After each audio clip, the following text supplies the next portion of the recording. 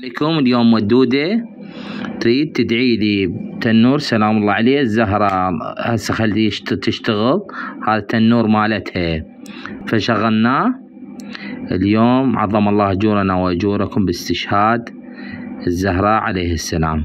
يلا ودودة شو تقولين؟ يلا ادعي. ايش تسوي؟ يلا احكي. الله ربي يحفظ بابا وماما، يرزقهم بابا وماما.